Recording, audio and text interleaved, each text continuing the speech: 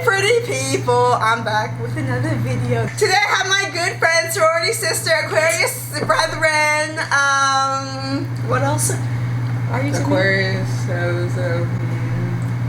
sorority sister. I think that's it. Sorority sister, fellow international studies scholar, our resident social scientist, Corey, resident. Shalom me. Hi guys. Corey, hello. introduce yourself. I'm Corey. I'm an Aquarius. I work in social work. I'm passionate about identity politics. I'm an immigrant. Period. Did I say Aquarius already? Well, welcome, Corey. Thank you for having This me. is your first time on my channel. I know. I'm usually the one looking. Now I'm part of it. Oh my gosh, you're on the channel.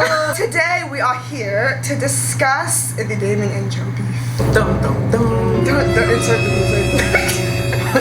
You know, as two Damon and Joe stans, like, Corey, when did you get hip to Damon and Joe? I got hip to Damon and Joe my sophomore year of high school. Imagine. So like 2014. I was like, I want to travel. America is trash, respectfully. The ghetto. And I just like, as an immigrant, I'm like, dang, a black girl traveling Yes. everywhere, not just her home country, No, was good. That's big. And a college student at that, she can Yes. afford it barely, but she's like giving you the way to finesse. A polyglot, like what? Polyglot, 5 languages. For me, I discovered Damon and Joe I want to say my junior year of college. You know, I was really just looking for a way to continue my French studies. Yes, the classes. Yeah. The lessons. And then I stumbled upon their channel and I was like, wait, y'all speak how many languages? Y'all have been to how many countries? And y'all are broke like me? Hello, broke. Ciao. So from then on, that was like 2018 to now, I have been a stan. I have literally watched standing. all of their videos. This is like pre Shut Up and Go. No, for real. Like this is like they was just out when they were like in Italy or Spain and like they like just slept on the bench. Slept on the bench, Went yes. to McDonald's. Like we're talking about like when they were prior. in Mexico, like Playa del Carmen. Yes, like, talking just about out here. hostels. Yeah, just out here, like really just being budget travelers. They were actually the reason why I decided to study abroad in Kenya. I watched their video and I was like, yeah, I have to go. So we are two stans. We're two stans. We're two stans. No shade, don't kill us. And honestly, the past like year and a half, seeing the inactivity on their channel and the way they've been like working on their own separate channels and the lack of interaction on their social media, I was like, You were going back and forth on social media like, yo, are they still friends? Yeah, Like, yo, when's the last time they posted on the Damon and Joe channel? Right, yeah. Yo, is Joe still dating that dude? Yo, Yeah. Damon been in friends for a while. no, like, for real. all these questions. Like, we had many questions. So And no answers. And no answers. Like they Again. were and Breaking then- news. Dun, dun, dun. Joe's show premiered on Netflix. That show about vacation homes The around world's the world. most amazing vacation Let's look it up right or whatever. And soon after the premiere, Damon dropped a video, 30 minutes, 27 minutes. a 27 long minute video, right? Talking about what happened to the dynamic duo that we've so loved and So loved. and admired. Yeah. And we were like, qu'est-ce que c'est? Literally. We were like, huh? I guess before we get started, I will say a disclaimer. Since we only have one side of the story, a lot of this analysis, in a sense, is going to be based off of that video that Damon posted. And commentary videos as well that we've both watched. Commentary videos, but also as to Damon and Joe stans, just what we've seen throughout their YouTube career and Yeah. their progression. So The behaviors, Yeah. even within the inactivity of the Damon and Joe channel, like how Damon has gone about things, how Joe has gone about things, Right. and we're gonna really delve into like Joe's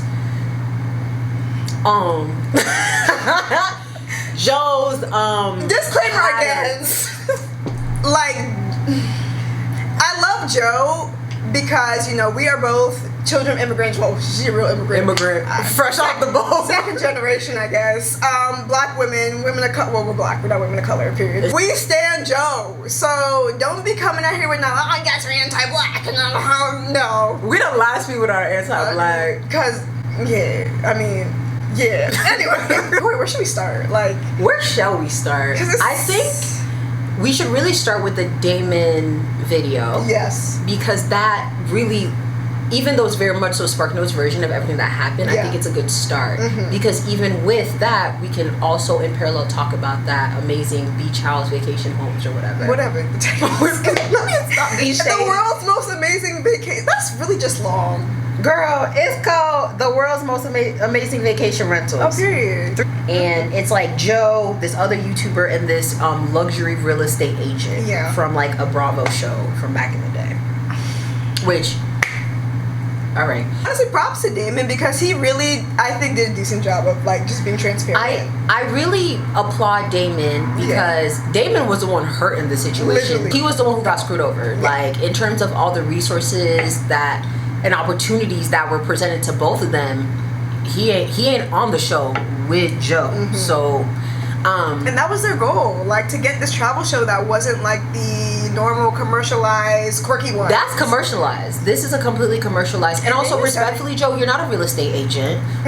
Your YouTube videos historically have never been about the luxurious Airbnbs that are on you know, the Airbnb app. Yeah. It's never been about that. Mm-hmm. We both admired Damon and Joe because they're like, we some broke, can I curse? Yeah, that enjoy traveling the world and seeing what is outside America. And like we don't have, you know, racks on racks on racks to spend. So for that to then transition and evolve for specifically Joe to you sitting there, your expertise have never been about real estate or properties, international property. You're not on House Hunters, son. None of it is really adding up. It was never giving House Hunters International. Yeah, it didn't make sense. Y'all was living in hostels and sharing twin beds. Yeah, like sleeping on benches. In España.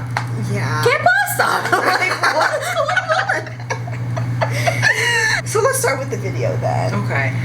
We should specifically talk about the timing of the video. Yes. Damon did highlight that. Yes. I think, you know, Damon mentioned in the video, he could have spoiled the surprise. He signed no contract saying that, you know, he couldn't. NDA on his side. No NDA saying that he couldn't discuss Joe being in this show. So I think he was respectful as possible to wait after the show premiered. He even promoted Joe's show in his video. Like, yeah, it's important to highlight it wasn't a let's bash Joe Franco. Yeah, it's not a versus battle. It was not giving Swiss Beats and Timbaland. It really wasn't. All right. Yeah. Like it really was. Even then, he would highlight and constructively critique the way in which Joe went about it, and still was like, she has the personality for a show like this. Yeah. I do not. Mm-hmm. Like she is really good at memorizing a script and delivering it with full force and enthusiasm. Yeah. I was not that girl. Okay. Right. The doll was doing great with memorizing or repetition, and I was not. So like that's really important to highlight too. It really wasn't bashing. It was just finally answering after almost 2 years like what happened. Yeah, because a lot of us had been left in the dark. Like we really were confused. Like we didn't see Joe post Damon in an Instagram story or vice versa. Like they followed each other, but it was like even interacting, we know who likes what. Yeah. The way social media is set up now. Right. And there was no type of interaction with each other. Yeah. They weren't doing nothing. There was even a time when Damon recently was in New York, and then Joe was in New York too. And I really thought they was about to pop up like, hey, bitch, like we bet. There was no Instagram Live during the pandemic. They gave us nothing. And even then, like as best friends, like we FaceTimed during the panorama. Right. During the Ponder replay, we was checking in.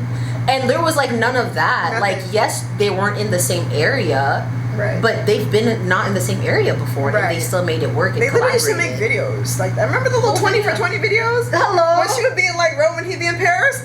It's no excuse. Like, there was no excuse. So it really highlighted that there was a rift and there was tension there. We didn't know to what extent. No, we really did not know to what extent. The timing. Mm-hmm. Timing was good, in my opinion.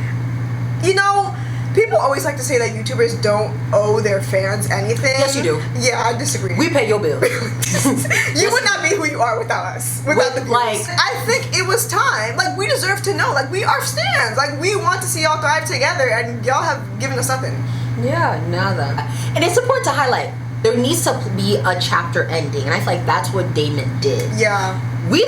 It's none of our biz naive what happens in y'all's friendship. Yeah. But because you guys were business partners, Literally. you guys created this whole like fan base with us, this whole relationship with us, sharing these things with us. Yeah. It's like at the very least close the chapter. Yeah. And to highlight that, the fact that Damon closed the chapter on and then Joe just went about life as is. It's giving real shady. It's giving shade. You can make a something. video in response. Yes, it's not a versus, but it needs to be like, it can't just be Damon. Right. I'd like to have both sides of the story, of course. Yeah, and like Yame was highlighting, we only know Damon's side. Yeah. And Damon is essentially, if we're talking about the technicalities of it all, the victim in the situation. Right. Because he ain't making no type of money from Netflix. Exactly. And he literally, I mean, what? His agency dropped him. He literally had to start from zero and build a new channel, which is doing quite well. It's doing great. I really like his videos. Yeah. And that's something to highlight, like, the way Joe, and yes, we're going to go into specific details, but the way Joe went about everything was completely selfish. Like, the griminess of it all, dog, was really not it. Yeah. Like, the weird shadiness of it all was really not it. The way you even went about it before there was a quote-unquote an issue was really not it. Like, at all. And something we were talking about even before the camera was on, it's like, if Damon wasn't just like a white man too, which we're going to talk about the identities and the privileges and aspects of that too, because Joe also is not a dark-skinned woman. Okay? She don't have no falsy hair. Okay? Yeah. So it's just like really important to highlight just the griminess of it all, and the fact that if Damon wasn't who he was and didn't have the really, you know, relatable personality and wasn't willing to share certain things, even like his Tinder escapades and things like that to build a following, he really would have been struggling because he was left in the dirt to peace out and do his thing. Yeah. Well said, Coriander. Thank you. I was thinking back to Damon's video, and I guess it all kind of started with the book deal, right? Yeah, so what had happened? Taking this #1. Yeah, so they originally had a book deal. I don't even remember about what. It was like to write essentially their experiences, where would they go? Yeah. Just document their travels. Yeah, document their travels, what they've learned. Yeah, exactly. And then I guess they were on set somewhere. They were somewhere. They were doing Shut Up and Go. Okay. I remember Damon was talking about they were doing something with Shut Up and Go. They were on site at somewhere, and someone came up to them and said, "Congrats on the book deal." Yes. And Damon was like, "Oh, girl, hey, doll, still in the works." Yeah. Like, oh my God, like, thank you so much. Ooh, manifest it. Yeah. And old person was like, "Oh no, Joe, congrats on the book deal." And honestly, from there I was like, come on. Huh? Why was Damon not clued in about the book deal? Why is he just finding this out right now? Props to Damon for also giving Joe her flowers. We all know that Joe is an amazing writer. Like, the journal club, whatever. Joe's a talented writer. We all, like, I will read her book when it comes out because I really admire Jo and her story, okay? And that's why all of this, seeing how things have unfolded, has really hurt me. No, literally, I am in shambles. Emotionally, I'm in my bag. Heartbroken. I'm in my bag. I feel bamboozled. I texted you like, wow, I'm really hurt by this. Like, I was really hurt by it. I was shocked. Yeah. I was truly shocked. Because if we're talking about the grand scheme of things, let me add my little sociological perspective. Come on, sociology. If we're just talking about, like, identities, you would never expect the person to get screwed over would be the white man. The white man. Like, that's what makes all of this so funny, you know? The white man got with the screwed blue over. eyes, bro. Like, you giving chef's kiss, like, you really fit in the patriarchy right now. Okay, maybe, you know, you're queer, but, like, you're still a white man. Right. You're still an attractive, conventionally attractive white man with a pretty good personality. Yeah. And you would think the person who would be likable and approachable is Damon. Right. But if you're talking about tokenism, okay, if you're talking about to be a black person, specifically an immigrant, albeit an immigrant child or an actual immigrant yourself in a capitalistic society, Joe's a token. Joe was a token, okay? Because if we're talking about the hosts on that Netflix series, Joe's the darkest one. And we're not even talking about the darkest in the land. We're just talking about the darkest one on the show. You know? So it really is, it was sad for me. We were sad for both, yes, the same reasons, but it was more so sad for me to see someone who I truly related with, in the sense of like an immigrant kid who wants the best for herself and her family, who's hardworking, out here hustling, who really is hustling and really didn't go through the mold of being doctor, lawyer, engineer, but generally did something that she wanted to do and really became successful in that, to then turn around and completely forget the true reason why you and Damon started a YouTube channel. Y'all wasn't making bank like that 7-8 years ago. And then screw over your friend first and business partner later. That was weird to me. It was weird. It really fits the tokenism and the whole idea of, like, especially like black, immigrant, all those intersections. But we're just talking about like Damon ain't black, but Joe identifies as a black woman who is an immigrant. Like, if we're talking about that, like, you're really uplifting, like, the capitalistic mentality of, you know, grind, and it doesn't matter who you screw over, just get to the top. It's toxic hustle culture, and I think a lot of people, just in terms of like the commentary that I've watched prior, a lot of people have defended Jo for that reason. Like, yeah, she's a black woman, like she deserves blah blah blah. And like, of course. I'm rooting for everybody black, but that doesn't mean accountability is still not present. Yeah, it's not the fact that she took the show. I mean, of course, we can talk about morals and like what her vision for like traveling, but because it don't align. Because it really doesn't align. But it's the way in which she went about everything. It was grimy. We friends. Okay, we venture on a business partnership. First and foremost, with me, as I've been, you know, in certain situations where things have not gone successful in terms of building a partnership or a business with a friend, like, what I respect first and foremost is my friendship.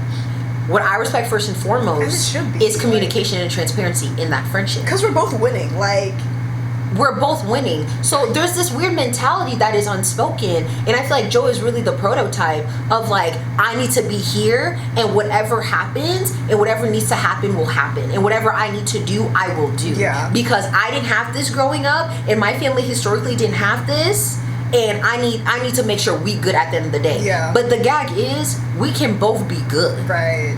We can both be good. Yeah. And the thing is, it would have been different if you truly went up to Damon and were honest about, coming up to me about a book deal. Yo, if we're bringing another idea into me and my partner at the time want to start a YouTube channel. We haven't even touched that yet. Yeah. Yo, I don't want to live in the West Coast anymore.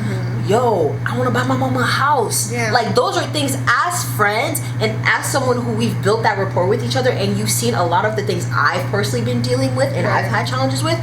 Damon would understand, because albeit y'all was besties, weren't y'all? Right. Yeah. Because I ain't sharing a twin bed in Greece with just say, I mean, personally.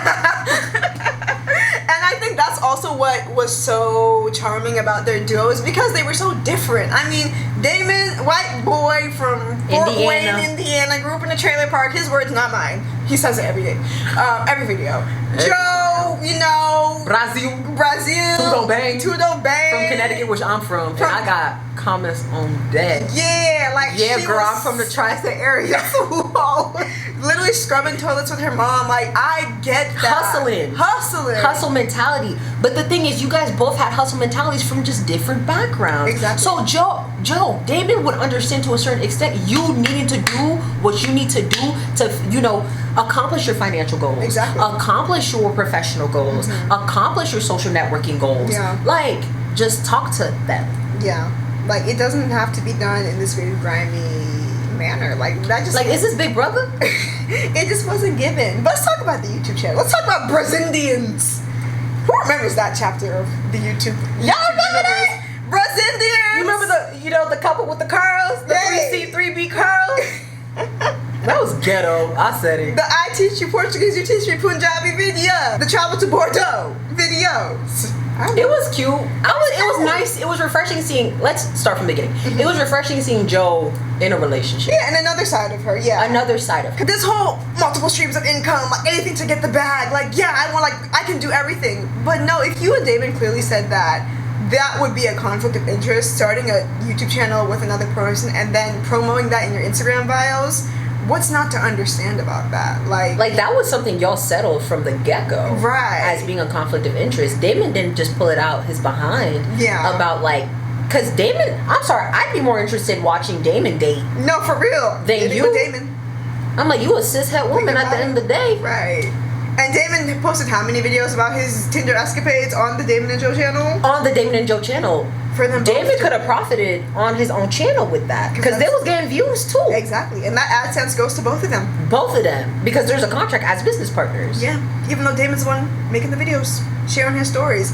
It was just weird, and like the channel was cute for a minute. Like, I really liked the travel videos, like when they went to Mexico and stuff. The Mexico trip was really cute. But the way the channel came and then went. That's just it. Suddenly Brazilians becomes Joe Franco, and I'm like, it was weird. And here's again the pattern of Jo with no explanation. You share this with us, you're profiting off of it. A quick notepad PSA would have been nice. No, a quick for notepad real. PSA. You didn't have to sit down. Oh, we broke up. I don't give a damn. But you could have, as you're profiting off of this, a quick notepad PSA. Because I'm sorry, most of your followers in the beginning came from you being a couple with that person. Right. And then it just, like you said, changed to Joe Franco. Yeah. Which is why Damon has more subscribers. So anyways. This water good. Ain't it? So yeah, like we really, it was giving shady, guys. Like let's just be real. Like you go ahead and start this whole new duo channel After profiting off of that. saying it was a conflict of interest. Yeah, after that. After the book deal situation. After It was after. Because there's already turmoil in this relationship. There's already tension. Damon already looking. You letting a white man look at you sideways? Hey! And this is when my camera decided to disrespect us. Editing me coming to y'all from the future. So I guess my camera just stopped recording after the previous clip. So I don't have those files. And we didn't realize till the end of our conversation. So we actually ended up recording another day. And I'm going to include those clips after this little interruption. You'll notice that I'm wearing the same shirt. Because we're queens of consistency. So, you know, stay tuned. Enjoy. So here we're talking about the Netflix drama. The dream they've been waiting for was, you know, it was always to get the show. The non-quirky or the quirky travel show that wasn't super commercialized and polished and like, you know, with 50-year-old white men. They wanted to Talk about Vacation Home. They got a deal with Netflix, or they were in the works. A deal was presented. Yes. A possible collaboration and partnership was presented. Yeah, and the first one didn't work out. Yeah, they tried. No go. There was a second one. And, you know, Damon said they had done like 4 casting calls. They were back to back. Back to back. Like, you know, it was looking promising. And then by the end, Netflix is like, we want Joe. We only want Joe. Joe, you're amazing. We just You know how to read scripts. Yes. You're great, Joe. Yes. Of course you're going to feel a type of way when the network only wants one of you. When you guys come as a package deal. It's DamonAndJo, not Joe. Because that doesn't even have a ring to it. At all. It's a bit insulting to just be like, oh, you just want her? But we literally have the same resume. And that's something I wanted to highlight too. It's not that... The only thing that was different, truly, was their background. That's yes. it. Yeah, but they started the channel together. Mm-hmm. They were traveling the same places because they were sharing beds in hostels together. Yeah. The only thing that was truly different was the fact that Joe was of color and Damon was not. Yeah. But there's intersectionalities in their identities as well. And as someone who's a social scientist who's interested in our identity resident politics, social scientist. you feel me?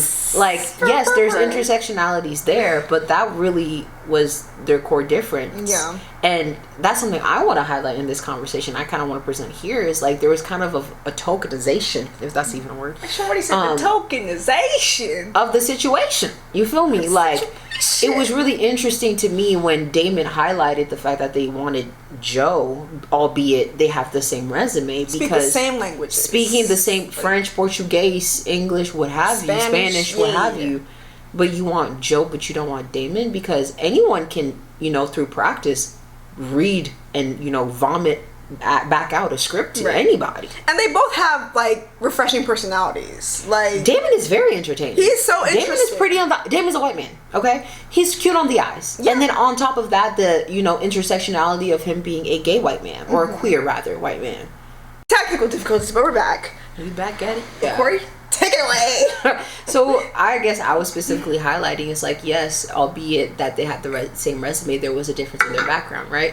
But that didn't, negate the fact that Damon was also an entertaining person. Yes, at the end of the day, he is a white man, but like he also had the intersectionality of being queer. So it's like coming from a rural area.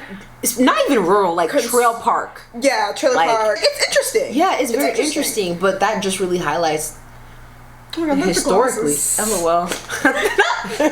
Historically, just like the tokenizing black or Afro-descended bodies, like, and what kills me, and I feel like we're gonna talk about, she got notes. You feel me? Like just highlighting the fact that, like, I don't think Joe, you're smart. I don't think you're stupid. the fact that you didn't realize there was some tokenizing happening. You know, you are a token, love. And you didn't really realize that. If you didn't realize it, you were completely fine with it, because at the end of the day, you're making bank. Yeah. You're the only one with melanated skin. Yeah. And that within itself shows there's a tactic behind that casting. Yeah. There's a tactic. Because if it was, for example, if it was majority, if Damon was added to it, it would have been majority white. Right. And in this era of anti-racism, Black Lives Matter. In this era of Gen Z loving to call out people on Twitter, let's call it what it is. It wouldn't have flown. It wouldn't have flown. Yeah. Some Gen Zer would have said something. I do think it's really interesting that that wasn't something she even considered.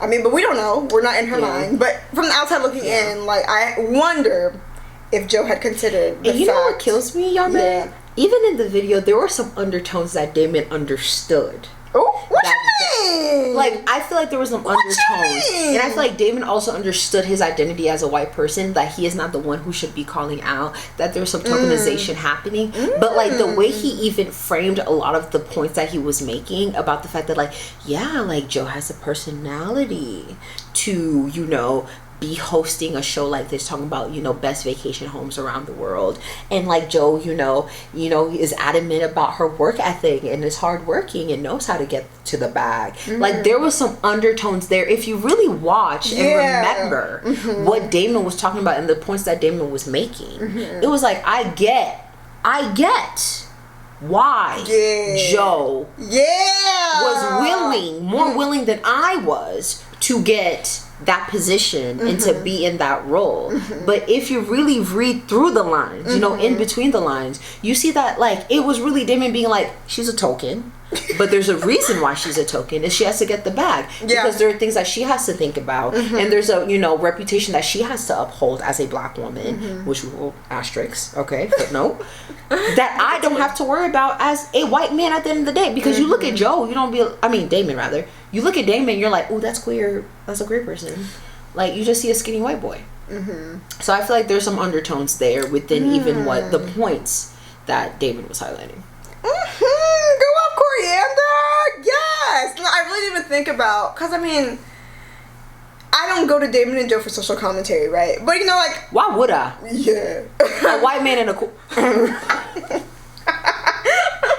But you know, I hope that that's something that he had seen, if he is that at that level. There's this level of self-awareness and allyship that Damon presents himself to be.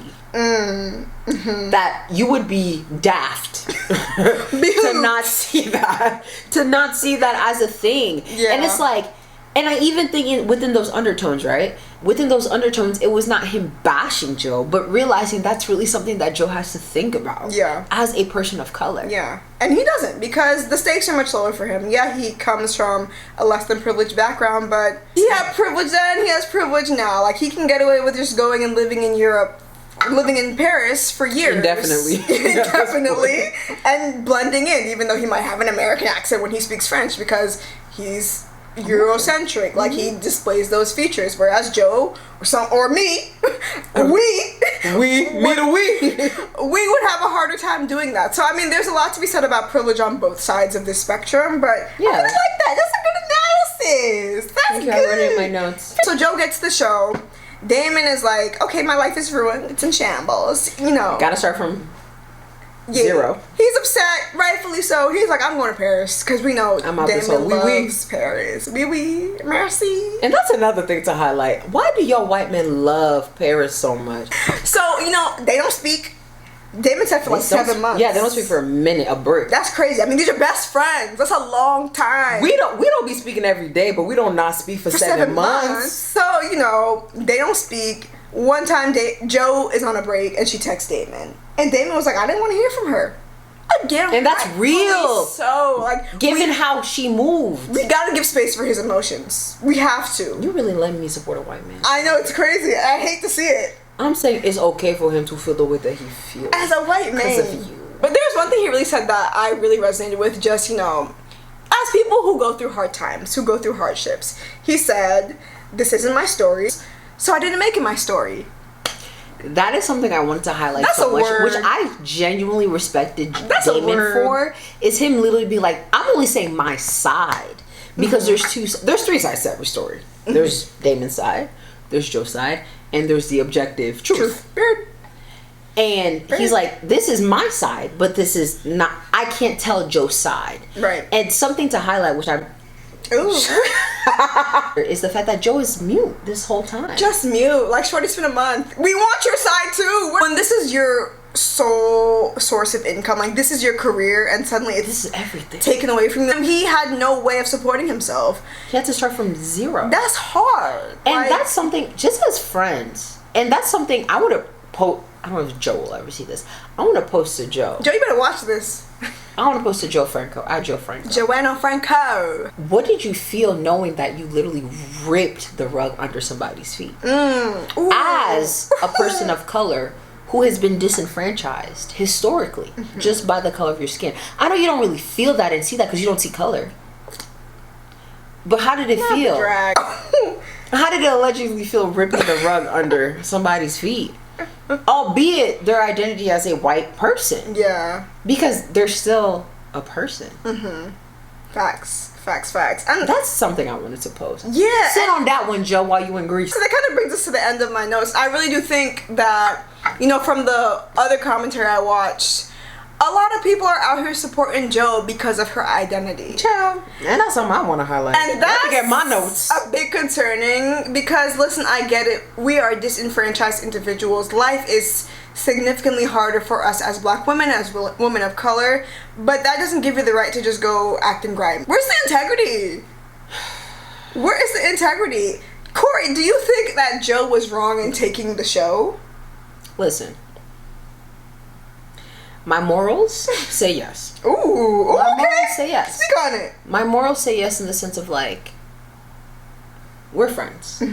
I have historically, you know, I've learned through friendships, both present and past friendships, that you have to do what you need to do for you because you're only accountable for your feelings. You're only accountable for your grind. I feel that. I understand that. I also feel and understand and empathize with, as a person of color, specifically black, that it is important to support yourself and do what you need to do. Yeah. But there's boundaries to that. So, is she wrong? And Damon said that too. Is she necessarily wrong with choosing, you know, to move forward with being a co-host of the show? No. Get your bag, hun. Yeah. Get your bag. Listen, life is hard. I pay bills like you pay bills. Get your bag. Right. Okay? And especially with the history and the background that we know Joe has as an immigrant, as someone who accompanied her mom scrubbing toilets. Yeah. I understand why, you know, money is really, really important and pertinent to you to have that financial stability. And she's deserving of it. Like everybody. And you, is. as everyone, black, white, you are deserving of that financial stability. Right. At the same time, you were wrong for screwing your friend over the way you did. Best friend. You are also wrong in the lack of acknowledgement of your color. You don't acknowledge. You don't see color. That's the type of energy you've had historically. You have historically had this mindset of I don't see color. Every time a black person who wanted to travel like you and, you know, Damon would ask you, how is it like being the black one in these predominantly white homogenous spaces? You never had a concrete answer. Yeah. You never had a concrete answer. So the reason why I say, you know, asterisk, no, you didn't, you should have taken the role, asterisk, footnote, is because you didn't have the awareness, you didn't have the accountability, and you didn't have the introspection that you need to have as a black person who claims to be a black person and hold that as an identity within the intersections of your Brazil, you know, immigration status and all that, and nativeness and all that. You're a token, love. You're a token. So it makes sense that you moved grimy. It makes sense. It makes sense that you were so caught up in, you know, being able to have the power to pay your mortgage in full, and being able to have the power to travel anywhere you want. It makes sense because you're a black capitalist at its core. Yeah. You are what immigrant kids are taught and conditioned to be. You throw away your identity as a black person and the implications, the little cultural, social, and racial implications of it, because you more so care about buying your mom that house, about being able to travel wherever you want, about being financially stable, that you are willing to screw your friend over for. Yeah. You have every right to watch, to get that show. Right. You have every right to have the paycheck that you have. Mm-hmm. You have every right to be sipping sangrias and Santorini with your friend that look like your brother. Cool, but there's a lack of introspection there, and that within itself is sad. You claim yourself as someone who understands the implications of their race, but you don't see color. Ooh. You're willing to have a podcast episode with a white lesbian woman who swears up and down she's an ally, but is also talking about very much a surface level allyship. Not Corey going in on Joanna. Those are my notes. We still love you though, honey. Everything you said is valid. And I think just to add to that, because you pretty much covered it, is this toxic pull yourself up by the bootstrap mentality. The American dream mentality. False American dream mentality. Oh, you couldn't do blah, blah, blah. Well, I was scrubbing toilets with my mom. And now I'm here. And now I'm here. Sis. You didn't do this alone, Joe. You didn't do it alone. You had a white counterpart to elevate you. And let's put that on a sticky note. You see, I'm moving forward. Let's put that on a sticky note right there. You wouldn't have had the success that you had.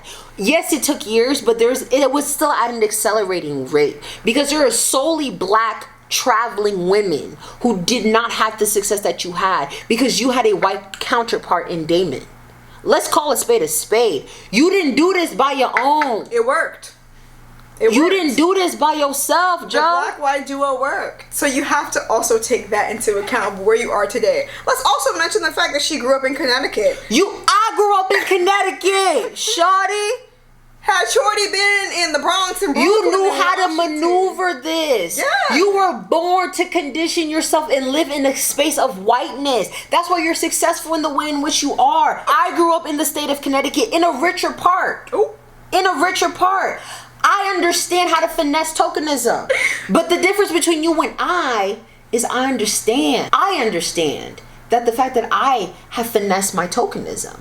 You still sitting in the fact that it was just based on your hard work, love. Yeah, your merit. And it's not. Yeah. You got a seat at those tables because you was black. Or black enough. Ooh. And had a white man with you. To make you palatable enough to be in those spaces. Because you are very hardworking. Yes. You are very beautiful. We're not taking away any of it. They put in work to get to where they are. And that's something I want to know. You are all those things. But what makes you different from another black woman who's a solo traveler is that you had a white man by your side. It made you palatable. It's because you're black enough. We ain't got 4Z here. Foreign enough, exotic enough, because you're from Brazil. Let's call a spade. If Shorty was from Cameroon, if your name started with the Alua and you was from the continent, and your hair was not palatable and cute enough, and you didn't look exotic enough, you would not be here, shawty. Damon would. Ooh. Let's call a spade a spade. This is, with all due respect, you are palatable as a black person. You are the black person that people, can tolerate in these spaces. Yeah. Joe, the way you started and where you're currently at are two different places. I liked you. Yame liked you. A lot of your fans liked you. Amen. Because of the fact that you made traveling seem attainable to people that didn't have hundreds of dollars and a rich mommy and daddy. But you're also palatable enough to be able to fit in these spaces. You just fit. You're not unique. But let's just call a spade, Shud. Love you though. Cheers. Love you though. It has nothing. I get that. We get that mentality. We do. Yeah. The difference is I'm not willing to completely throw my morals and ethics aside. To screw over I have too much integrity for that, personally speaking. I would not be able to sleep at night. I have a Pisces rising. I'm sensitive. The bag is not that important. We got Pisces rising. We got Pisces. Sensitive. Yeah. I could never. I see where you're coming from. That don't make it right though. That don't make it right. But I see where you're coming from. Wanting to support your family because you really are making more money than anybody in your family right now. Yeah. We get it. You housed your mom. Like, we get the struggle as first generation immigrant, second generation immigrant, like, it's not sweet in this United States of America for us. So you have to do what you gotta do. By any means necessary, I don't think so, though. And she thinks so. But she thinks so. And it's given black capitalism. We really hate to see it.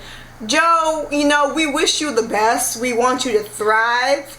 But I want you to also take accountability. You're hardworking. You'll get to where you need to get. I mean, she learned those languages on her own, like nobody else. Yeah. And that's the thing, too. I want to highlight, I don't hate Jill. I respect her. I respect the grind. But that's what it is. It's a grind. And the grind is toxic. And that's what most black people have. That's what the Beyonces had, child. Rihanna. Even if your counterpart is a privileged white male. That's your friend. We gotta do better. We have to do better. I think we did a pretty good job at analyzing the breakup of Damon and Joe from an objective sociological lens, because we have to talk about their identities and how it played a role into everything that happened. And the way that things happened. They profited on their identities, They profited on it, and unfortunately, you know, somebody lost because of their identity. But not really, because now he has a successful channel. And doing better than Joe's channel, for real, for real. You know, Corey, thank you for being here with me to discuss this. It's sad how they fell out, but such is life, I guess. And I would say, I don't know what the future holds, but I don't expect them to be friends moving forward. Yeah, it's not looking very promising. I think Damon will, you know, I think he'll get his success one day. Like, he'll get the show that he wants. Damon has his success on YouTube. And he doesn't even need the talked show. about. Right. That's something he talked about. Like, I have the freedom that I want on YouTube. And he's happier. They're both happier. So, I mean, that's all that matters at the end of the day. But, Corey, it has been a pleasure. Thank you for having me. Oh, thank you for being here. You know, would love to know what y'all think. But, you know, per usual, make sure you like, comment, and subscribe. Let us know what you think. And yeah. Bye.